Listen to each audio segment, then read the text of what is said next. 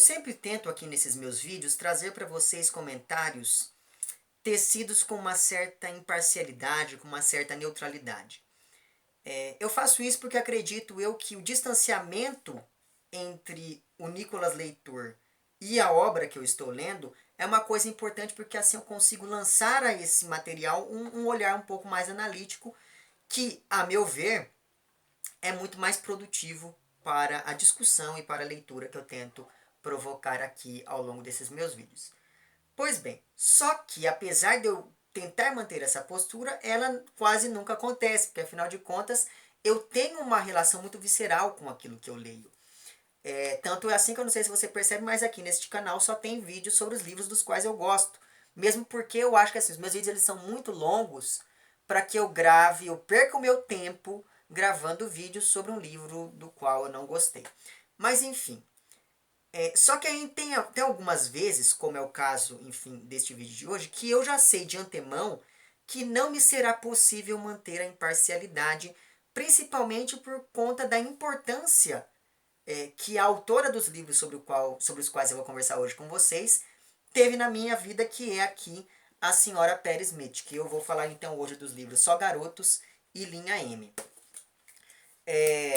Tão importante quanto a literatura é na minha vida, a música também assim ocupa um lugar central, né, nos meus interesses.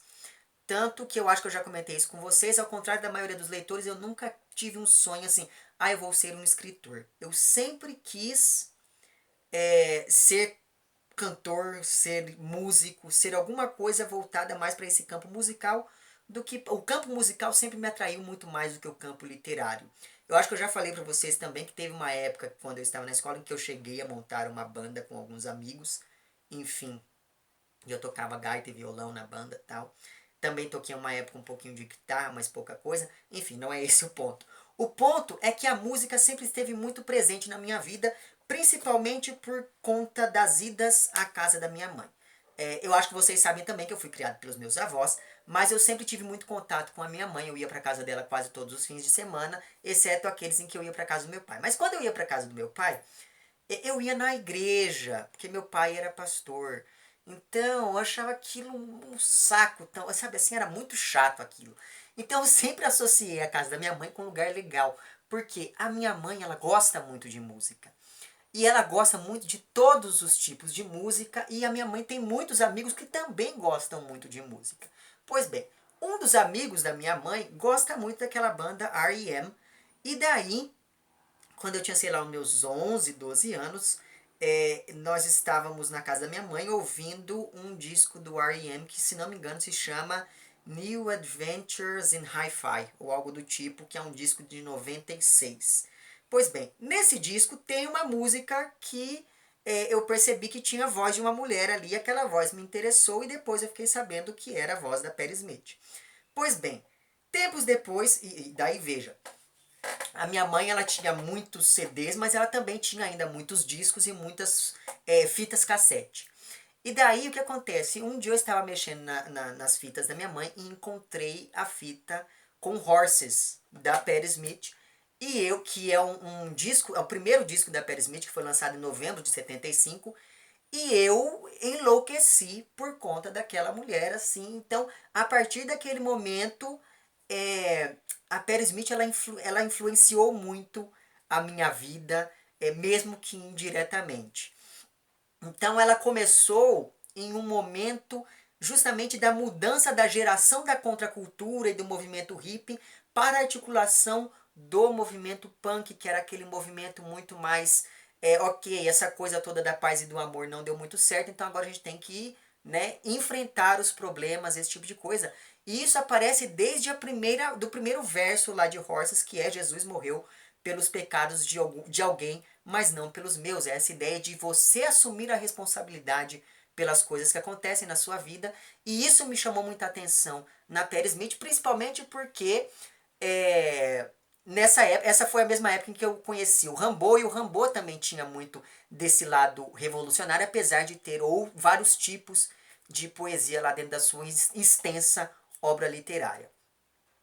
E daí, com a leitura desses livros aqui, para minha grata surpresa, eu fiquei sabendo que Perry Smith também tem um fascínio por Rimbaud, então veja que houve aqui mais uma identificação entre eu e essa senhora. Então a Perry Smith ela foi ali uma das precursoras do movimento punk e um dos maiores nomes da cena underground nova-iorquina dos anos 70 e foi responsável inclusive por um refinamento nas letras através da aproximação entre a música e a poesia, e daí você tem a importância de figuras como o Rimbaud para a obra dela. Então veja que de uma maneira ou de outra, eu sempre estive muito ligado à obra da Perry Smith, então justamente por conta disso, eu cheguei à conclusão de que eu não vou conseguir gravar esse vídeo aqui mantendo a imparcialidade, ou pelo menos a ilusão de imparcialidade que eu sustento aí ao longo desses meus 5 anos de canal no YouTube, não é verdade? Mas enfim, então eu já aviso para vocês que esse vídeo não vai ter nada de imparcial, muito pelo contrário, tá? É um vídeo bem passional por conta da importância que essa senhora teve na minha vida e tem até hoje e continuará tendo pelos anos que eu tiver aí pela frente. Enfim, posto esse aviso gigantesco, vamos então conversar um pouquinho sobre as incursões literárias de Dona Pérez Smith.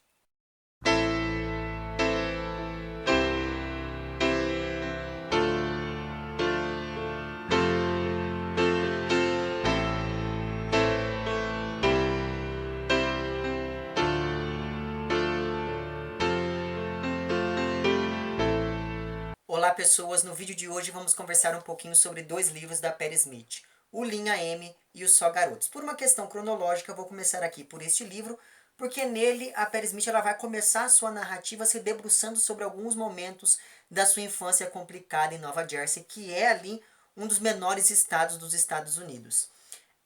A Patti Smith ela teve uma infância bem complicada, principalmente por conta da saúde frágil que ela tinha. Então, ela vivia doente, ela teve escarlatina, esse tipo de coisa. Então, houve já uma primeira identificação, porque esta pessoa que vos fala também teve uma infância complicada, porque vivia doente, porque teve escarlatina e etc. Então, veja que eu já me senti em casa aqui, lendo essas memórias de Dona Patti Smith.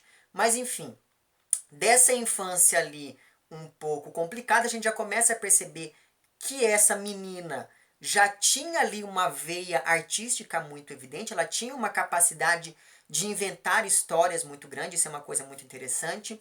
Só que quando ela estava ali no período da adolescência, ela foi trabalhar em fábricas, porque afinal de e em outros serviços aleatórios, porque afinal de contas, aquela era a única realidade que o meio lhe oferecia.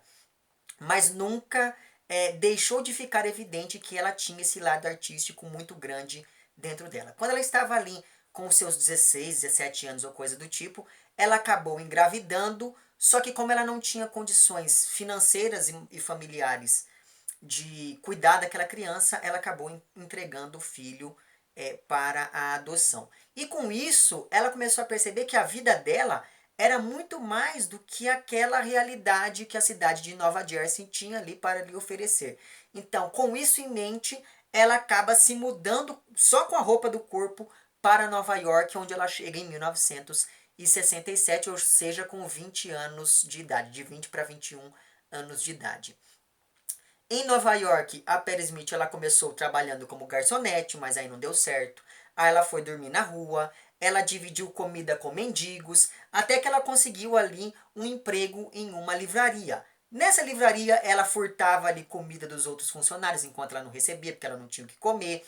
Ela sempre dava um jeito de dormir no banheiro da livraria sem que ninguém percebesse, para que ela enfim pudesse ter um teto sobre sua cabeça para poder passar a noite. Então veja que ela andava ali meio que sem rumo na vida, em busca de conseguir aquilo que ela queria, que era se tornar uma artista, quando o caminho dela se cruza com o de uma outra pessoa tão perdida quanto ela, que era lá o Robert Mapplethorpe.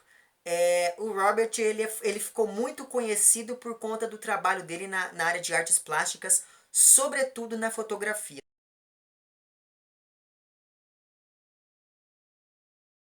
É uma obra que tem algumas cenas que são assim explicitamente pornográficas, então não sei se isso lhe apetece, mas enfim, fica aqui o meu aviso e fica o meu convite para que você conheça o trabalho deste sujeito, porque é um trabalho bem interessante.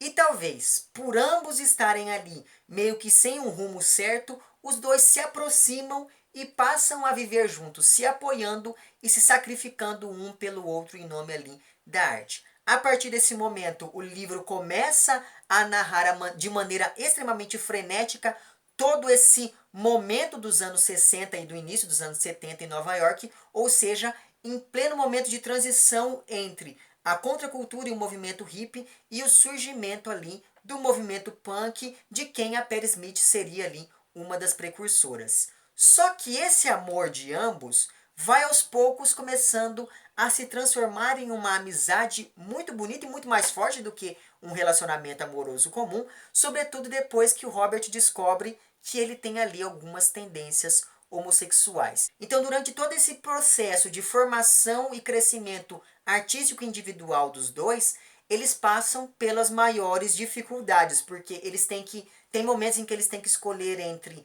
comprar comida ou comprar material para poder fazer algum tipo de peça artística.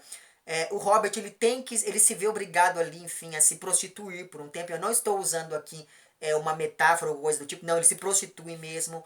A Patti Smith ela tem ali que trabalhar em serviços cada vez mais complicados para conseguir manter a vida dos dois ali, esse tipo de coisa. O que acaba nos fazendo perceber que eles não poderiam ser mais nada além de artistas. Sabe aquela coisa assim, eu quero ser isso e é só isso que eu vou ser. Então eles vão atrás daquilo que eles querem e de fato eles acabam conseguindo. E claro, ao retomar todo esse período da vida, a autora acaba conseguindo trazer para o texto uma série de aspectos culturais daquele período de extrema ebulição, de extrema efervescência artística. Então ela fala do período em que eles passaram lá no Hotel Chelsea, que é aquele hotel famoso porque naquela época dos anos 60, 70, eles acolhiam artistas e aí as pessoas só precisavam pagar usando ali a própria arte. Enfim, então eles passaram um tempo nesse hotel. Eles frequentaram lugares como, por exemplo, o Max Kansas City, que foi uma casa noturna muito importante daquele período em Nova York.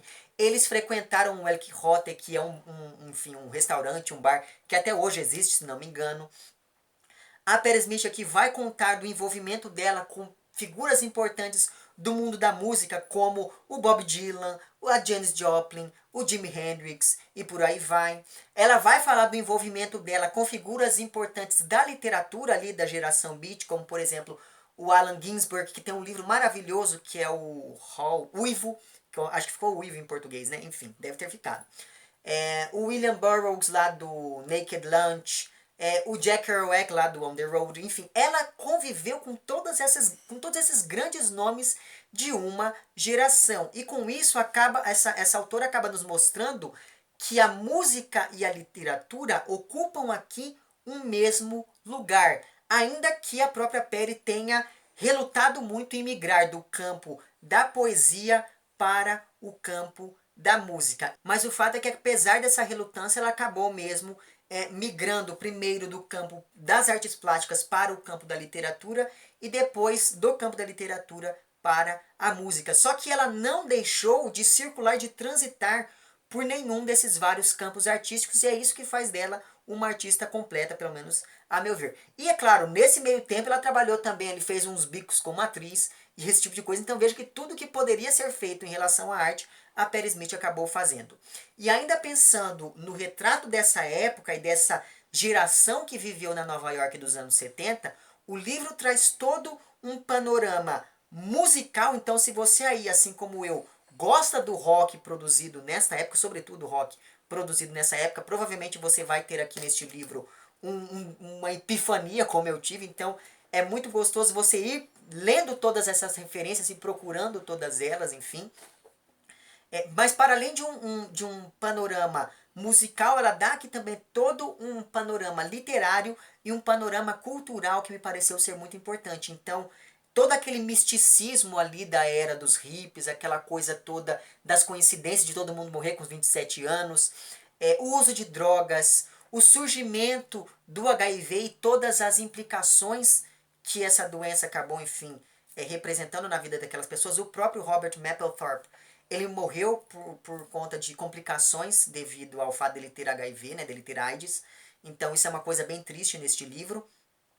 Então veja que toda a descrição desse zeitgeist ali acaba vindo para este livro, o que acaba permitindo ao leitor que a gente mergulhe de fato naquela época. E tudo isso me faz pensar que ela não se fixa aqui apenas ao gênero autobiográfico, ela também se aproxima muito bem de uma espécie de relato histórico e cultural de todo aquele período. Então, se você se interessa por aquele momento, você não precisa necessariamente conhecer a obra da Patti Smith, como é o meu caso, mas eu acho que se você se interessa por aquele momento, nesses vários campos artísticos, você deveria dar uma chance aqui para este livro. Evidentemente que acredito eu que quanto mais você souber daquele momento, acho que mais interessante vai ficando o livro para você, mas isso não impede que você, enfim, enverede por esses caminhos que lhe são desconhecidos até este momento, não é mesmo?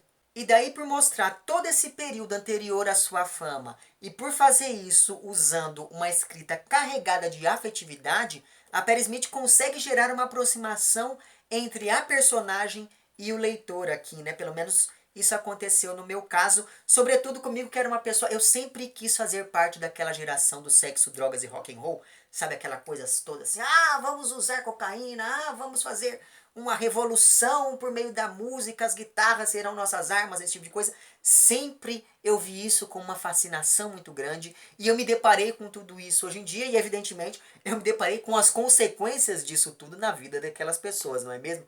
Mas enfim, só que o momento da virada aqui na vida da Patti Smith foi quando ela foi ver ali um show do The Doors. Ela não se impressionou muito com a banda em si, mas naquele momento ela percebeu que ela poderia subir em um palco para cantar. A partir desse momento, então, ela passou a incorporar elementos musicais com uma frequência cada vez maior em suas sessões de leitura de poesia, porque ela começou a se inserir nesse mundo, nessa cena artística, lendo poesias dela e poesias de pessoas como William Blake, o Rimbaud e por aí vai. Inclusive, tem no YouTube uma das primeiras, se é que não é a primeira, apresentação da Patti Smith naquele período. Se eu encontrar este vídeo, eu vou deixar o link para ele lá embaixo, porque vale a pena você conferir, caso você, assim como eu, se interesse bastante pela obra dessa autora. Mas enfim, é muito interessante ainda que a gente pense em basicamente 4 questões que são estruturantes para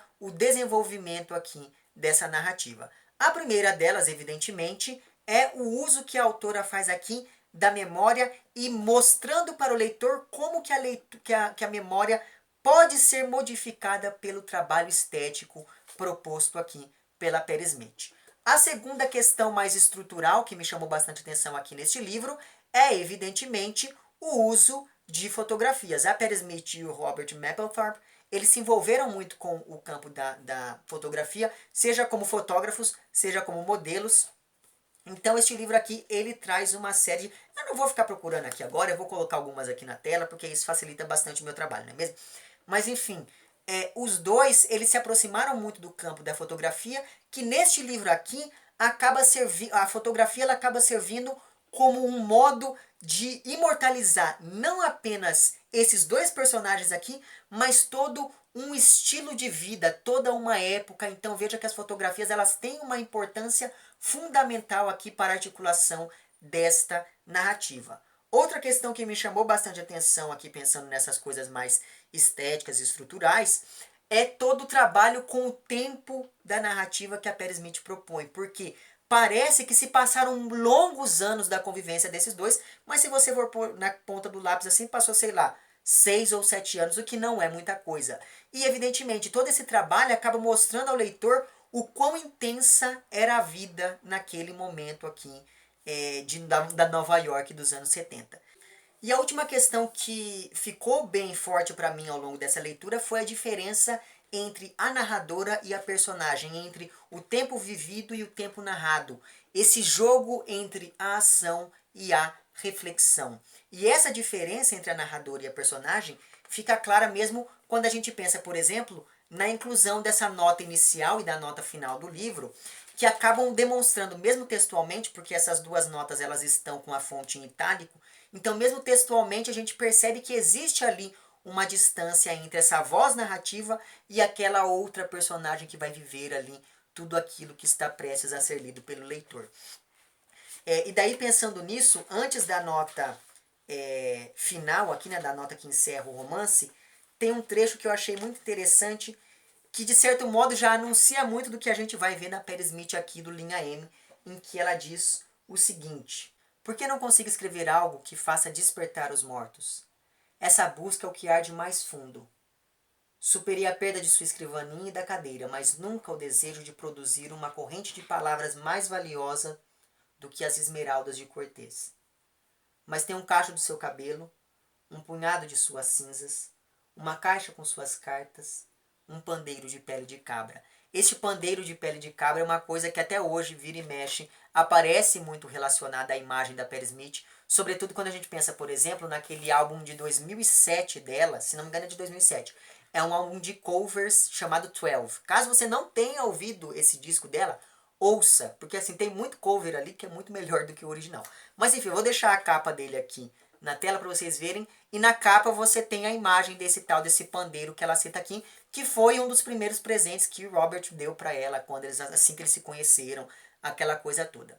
Mas enfim, se neste livro aqui nós acompanhamos todo esse ritmo frenético, toda essa vida compartilhada e todo o barulho dos sonhos da juventude, quando a gente pensa em Linha M, nós observamos aqui um ritmo mais lento, uma vida mais solitária, uma narrativa mais silenciosa que se debruça de uma maneira muito delicada e muito bonita sobre os sonhos da maturidade. Só que em ambos os casos, né, em ambos os livros, o que a gente observa é uma prosa extremamente impressionista que dialoga muito bem com todo aquele simbolismo de pessoas como o Rimbaud, de quem, como eu já falei para vocês, a Patti Smith é fã. Então veja que me parece que há muito de Rimbaud na escrita dela. Então se você aí gosta do Rimbaud também, eu sugiro que você leia essas maravilhas. Mas enfim, postos os comentários aqui sobre Só Garotos, falemos um pouquinho sobre Linha M. Tem um determinado momento aqui que eu não estou achando agora, mas enfim. Neste livro aqui tem um determinado momento em que a Patti Smith está falando sobre as linhas do metrô. E isso me fez pensar que provavelmente o título do livro fizesse referência a alguma linha do metrô de Nova York. Vai o Nicholas procurar a tal da linha M do metrô de Nova York. E daí eu descobri que no metrô de Nova York não existe uma linha M, mas que linha M faz referência à linha da mente da própria Patti Smith. Então o que a gente acompanha aqui é tanto essas perambulações que são externas quanto essas perambulações que são internas dessa personagem narradora aqui, o que traz a este livro uma complexidade, um refinamento que é muito interessante. E com isso eu fiquei pensando bastante no modo como este livro aqui se estrutura, sobretudo quando a gente o compara aqui com o Só Garotos. Porque em Só Garotos existe existe toda uma sequência cronológica, todo um rigor cronológico. Então, os eventos que nos são narrados aqui, eles nos são narrados em ordem. Enquanto aqui no Linha M, isso não acontece. Não existe um ponto inicial e um ponto final. Este livro aqui, ele é muito mais anárquico do ponto de vista temporal. Como se a velhice fosse muito mais caótica do que a juventude, porque afinal de contas, a gente está preparado para ser jovem. Mas ser velho é uma coisa mais complicada um pouco, não é verdade? Sobretudo quando você foi uma pessoa que se envolveu com toda aquela geração agitadíssima dos anos 60, de repente você se vê ali nos anos 2000, no início dos anos 2000, você vê que todos os seus amigos morreram, você vê que tudo aquilo que você mais amava foi embora, então você está ali sozinha. Então veja que me parece que esse processo de esvaziamento temporal que a gente observa aqui neste livro gera uma imagem da velhice que é uma imagem muito mais caótica, muito mais anárquica, para usar a palavra que eu já disse antes, do que a imagem que a Patti Smith traz aqui da juventude dela, apesar de aqui os fatos serem muito mais caóticos do que os fatos narrados em Linha M. Mas enfim, só por isso já fica claro que este segundo livro aqui, ele é bem mais reflexivo do que o primeiro, principalmente porque essa aproximação temporal aproxima também a personagem e a narradora. Então o ritmo deste livro aqui é um ritmo bem mais lento, a voz narrativa aqui do livro é uma voz muito mais melancólica, ainda que aqui essa voz ela não se desligue do presente e sempre se mantém ali interessada por tudo à sua volta. Aqui em linha M, nós estamos falando de uma senhora de 66 anos que sobreviveu a todos os amigos e a todos os amores. Então, este daqui ele é um livro muito mais melancólico, ele é um livro muito mais triste, porque ele é um livro sobre como lidar com as perdas, sobre como lidar com a solidão e sobre como lidar com as pequenas coisas do dia a dia. Porque a Perry Smith daqui deste livro é a Perry Smith que vai todos os dias comprar pão, que vai todos os dias no mesmo restaurante, que tem um hábito que ela segue religiosamente, que é totalmente diferente da Perry Smith que nós temos aqui, que é aquela Perry Smith que morou na rua, que dividiu comida com mendigos, que roubava a comida dos amigos, e esse tipo de coisa para poder sobreviver, enfim. Então veja que são personagens muito diferentes por conta dessa passagem do tempo. Então esse daqui é um livro muito mais introspectivo justamente por conta disso. E outra coisa muito interessante sobre o Linha M aqui é que ele é muito mais sobre a literatura do que sobre a música. Mesmo as várias andanças e palestras que a Perry Smith dá ao redor do mundo, elas sempre são muito mais relacionadas à literatura do que à música. E daí logo no início aqui de Linha M, a Perry Smith já nos narra sobre um sonho recorrente que ela tem, e esse sonho essa recorrência vai ser reproduzida aqui no livro. E neste sonho ela está conversando com um vaqueiro, e lá pelas tantas esse vaqueiro diz para ela que é muito difícil escrever sobre o nada. E aparentemente essa é uma tentativa de escrever sobre o nada, de escrever sobre essas tentativas de preencher o nada, de preencher o vazio deixado por aquelas várias perdas que ela foi sofrendo ao longo da vida. Então o tom do livro já nos é dado desde esse primeiro momento, desde essa primeira cena, e por conta disso, ao longo dessa narrativa aqui, uma série de reflexões sobre a escrita. E daí, como nós estamos aqui diante dessa minúcia descritiva sobre o nada, sobre essa realidade mais chã da Perry Smith, existe uma identificação ainda maior, pelo menos no meu caso aqui, entre o leitor e essa personagem, porque nós acompanhamos aqui os detalhes mais comuns da rotina dela. E daí veja quais são os detalhes da rotina dela. Ler, escrever, dar comida para os gatos, ir todos os dias no mesmo café, sentar na mesma mesa, tomar o café com tranquilidade e voltar para casa. E essa rotina é a minha. Sabe assim, se ela falasse aqui que ela, depois de tomar o café e fosse lá, tirasse ali o cachimbo, acendesse, fumasse e fosse embora, aí eu ia ficar realmente mais assustado ainda, porque houve uma identificação muito grande aqui, porque é basicamente isso que eu faço todos os dias da minha vida. Eu acordo, dou comida para os meus gatos, pego o meu material, que eu vou dar aula, ao contrário da Perry Smith, eu dou aula, né? Mas enfim, aí eu pego meu material que eu vou usar aquele dia, pego meu livro que eu estou lendo, vou até a padaria, todos os dias eu vou na mesma padaria e sento na mesma mesa. E daí eu vou, tomo meu café tranquilamente, fumo meu cachimbo e depois eu pego e vou embora. Então assim, eu fiquei abismado em como eu sou parecido com essa mulher aqui.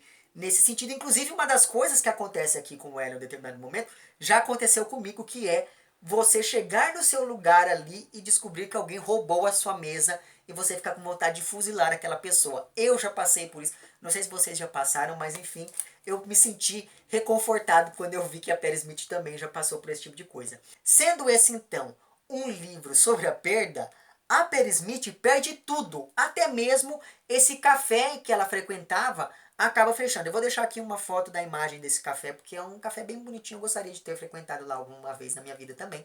Mas enfim. Então veja que o café, onde ela ia todos os dias, fecha. A série que ela estava assistindo não terá uma próxima temporada. Os escritores que ela gosta, quase todos morreram. O único que está vivo, que é o Murakami, o livro que ela estava lendo, ela acabou perdendo no meio de uma viagem que ela fez para o Japão. Então, enfim, veja que mesmo essas pequenas perdas, elas acabam ganhando espaço aqui dentro deste livro. E é evidentemente que ela não equipara essas perdas com a perda, por exemplo, do marido, mas esses dois tipos de perda acabam reverberando de uma maneira muito profunda aqui nessa narradora, nessa personagem, nessa autora. E daí, como eu falei para vocês ao encerrar os meus comentários aqui sobre os Só Garotos, tem um momento aqui em que ela diz que ela gostaria muito de ressuscitar os mortos com aquilo que ela escreve.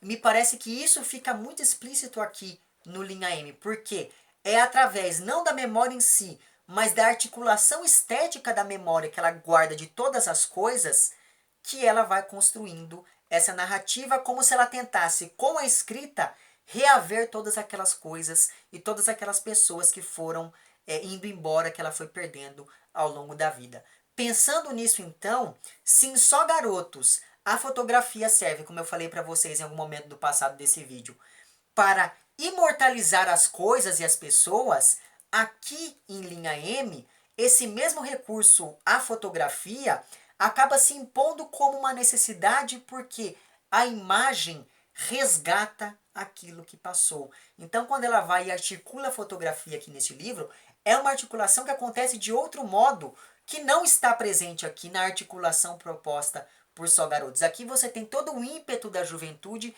que quer se tornar artista. Então você tem essa ideia de que eles estão ali imortalizando o momento, imortalizando a eles próprios. Aqui nós estamos diante de uma mulher sozinha, de uma mulher mais velha, mais madura, que está refletindo sobre as perdas que ela teve na vida, e justamente por conta disso ela vai e traz consigo essas fotografias numa tentativa novamente de reaver tudo aquilo que ela foi perdendo conforme os anos foram passando. Então veja que o mesmo recurso aqui, que é o uso da fotografia, é usado de dois modos diferentes nesses dois livros, e eu acho que isso por si só já mostra o quão interessante é a obra literária da Patti Smith. Mas enfim, e se a gente for enxergar o Linha M como um livro sobre o nada, há todo um esvaziamento temporal na narrativa.